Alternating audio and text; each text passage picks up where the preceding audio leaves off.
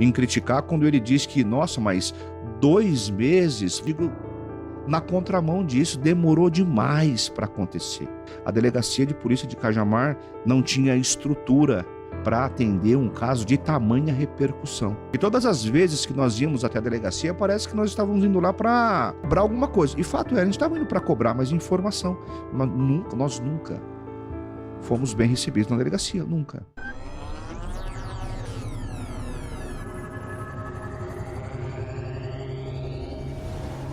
E pediram muito, né, para que a gente atualizasse aqui o que foi concluído, afinal de contas, neste inquérito. Mas antes, eu quero te perguntar como foi trabalhar no caso da Vitória, desde o momento que você entrou neste caso. Olha, eu teria muitos adjetivos aqui, né? Foi cansativo, foi difícil, né? Juridicamente falando, foi muito difícil, foi intrigante, foi combativo. Eu tive que, em muitas oportunidades, me indispor com várias pessoas. Infelizmente, faço questão de falar, infelizmente fiz muitas inimizades. Por quê? Né, durante esse inquérito, porque algumas pessoas acham que eu entrei no caso num determinado momento para aparecer na televisão. Eu sempre faço questão de falar isso, porque eu entro no caso, Giovana, logo no dia seguinte do desaparecimento dela. Né? Desde o início. Desde o início, desde o primeiro dia. Uhum. Né? E quando eu entro nesse caso, e eu falo com a família já no dia seguinte, e deixo bem claro para a família que meu papel não é atuar nesse caso, ajudar a família por conta da televisão, porque seria uma hipocrisia minha, porque eu já estou na televisão. Né?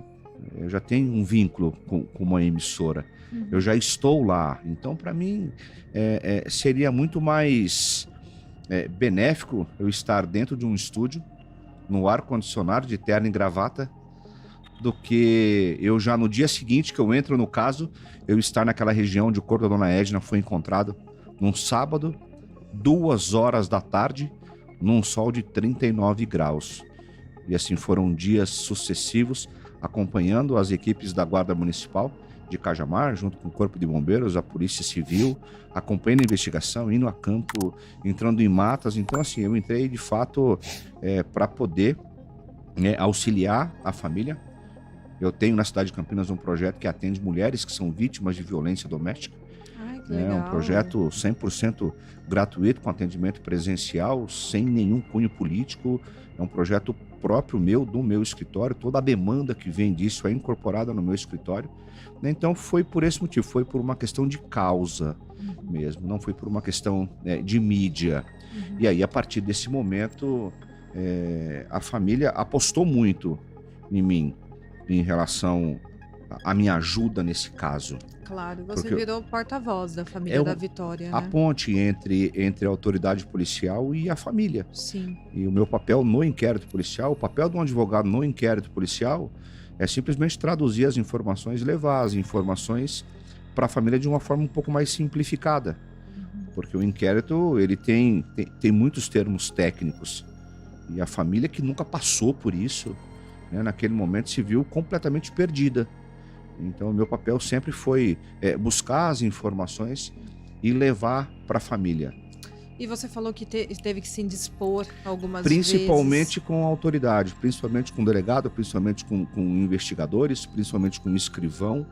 Né, porque isso é comum em casos criminais? Não é comum, mas eu vejo isso como fazendo um paralelo em outros casos que eu atuei. Esse caso ele era para ter sido remetido para o DHPP imediatamente quando o corpo foi encontrado. Essa é a minha posição, já falei inúmeras vezes e vou falar quantas vezes for necessário. No momento em que o corpo da Vitória foi encontrado, no dia 5 de março, por volta das 14 horas, naquele momento o inquérito ele tinha que ser remetido para o DHPP. Porque até então, a delegacia de Cajamar ela apurava o desaparecimento de uma menina. E as buscas elas foram efetivas. As buscas elas foram boas. Tinham mais de 100 homens da Guarda Municipal, com cães farejadores, o Corpo de Bombeiros, com drones, com barcos, com todo um aparato. Então a busca foi muito efetiva, tanto que encontraram. Sim. Lógico que não foi da maneira com que nós esperávamos, Uhum. mas fato é que ela foi localizada. Então a busca foi efetiva. Agora a investigação e palavras do promotor, e não tenho nenhum problema em falar em relação a essa entrevista que o promotor deu. Dr. Jandir, tenho contato com ele, vou atuar no processo ao lado dele, no júri, na audiência, eu vou estar ao lado dele, no júri eu vou sentar ao lado dele. Mas eu não tenho problema nenhum em criticar quando ele diz que, nossa, mas 2 meses, vocês têm que entender que tudo isso foi feito em apenas 2 meses. Eu digo, na contramão disso, demorou demais para acontecer. Demorou demais para acontecer. A Delegacia de Polícia de Cajamar não tinha estrutura para atender um caso de tamanha repercussão. Seguraram o caso, depois pediram o apoio da Seccional de Franco da Rocha, e aí ficou aquela briga de ego entre 2 delegados, uma série de entrevistas com palavras que nunca deveriam ter saído da boca desses delegados. Né? Assim, uma série de entrevistas que não tinha nenhuma necessidade, mas e aí eles se depararam com um caso que poucos casos no Brasil tiveram tanta repercussão durante tanto tempo. Você acha que foi falta de experiência, tudo isso? Não, falta de estrutura. Falta de Eu estrutura? não posso dizer que o Dr. Fábio Lopes Senac, um delegado com 35 anos de polícia, ele não tem experiência, ele tem muita experiência. Eu digo que a Delegacia de Cajamar não tem estrutura, não teve estrutura para atender esse caso. Não tem viatura, Giovana. Nossa. Não tem uma viatura decente na delegacia. E eu não estou fazendo uma crítica sendo pejorativo, não é novidade para ninguém. O déficit de verbas, homens e equipamentos que tem na Polícia Civil e na Polícia Militar e até mesmo na Guarda Municipal. Não é novidade para ninguém. Salvo engano, só para você ter uma ideia, no estado de São Paulo hoje, o déficit da Polícia Militar deve ser em torno de 15 mil homens. Nossa. Então, assim, a delegacia não tinha estrutura para atender essa demanda. Mas será que falta de experiência, não de anos de carreira, mas para lidar não só com o caso de homicídio, de um desaparecimento que se tornou um caso de homicídio, mas também em lidar com a imprensa daquela forma? Não seguir um protocolo? Existe um protocolo? Eu sigo falando da falta de estrutura. Tá. Eu tenho certeza que o delegado ele tem muita experiência. Uhum. É um delegado muito técnico. Sim. Eu tenho certeza que ele já atuou em outros casos de grande complexidade. Agora, casos de grande complexidade com tamanha repercussão, acredito que ele não tenha atuado e eles se perderam um pouco.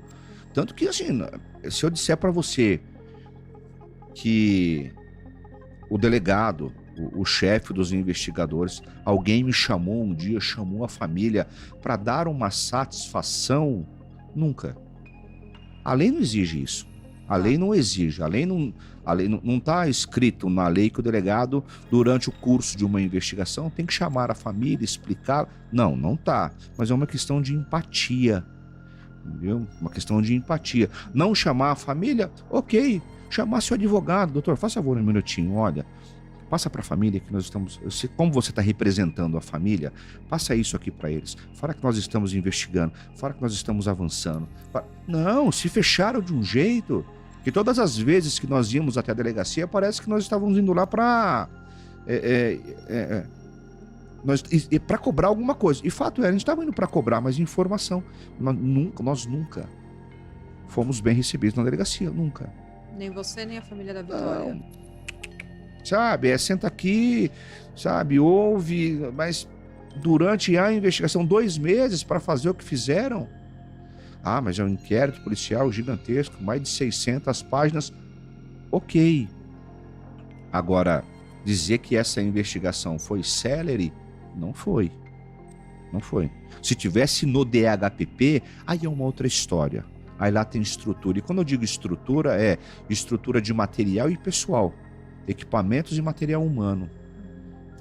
Então, a Delegacia de Cajamar, eu vejo que eles não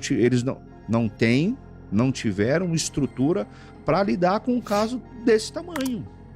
Né? E resolveram segurar o caso, não deixaram ir para o DHPP, e aí eu acho que aí veio uma série de acontecimentos, uma série de fatos que colocou em algumas vezes em xeque a credibilidade da instituição chamada Polícia Civil.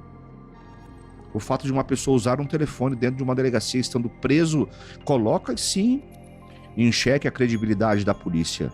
Eu descobri um método que me faz faturar alto todos os meses, mesmo sem precisar aparecer. Dá uma olhada aqui, ó. Mais de 10 mil todos os meses, 18 mil em apenas um mês. E depois de muito tempo, eu decidi revelar esse segredo. Eu quero que você, assim como eu, descubra como faturar muito com o canal de cortes, começando com o que tem daí da sua casa. Clique no link abaixo e vem. Estou te esperando para revelar esse segredo.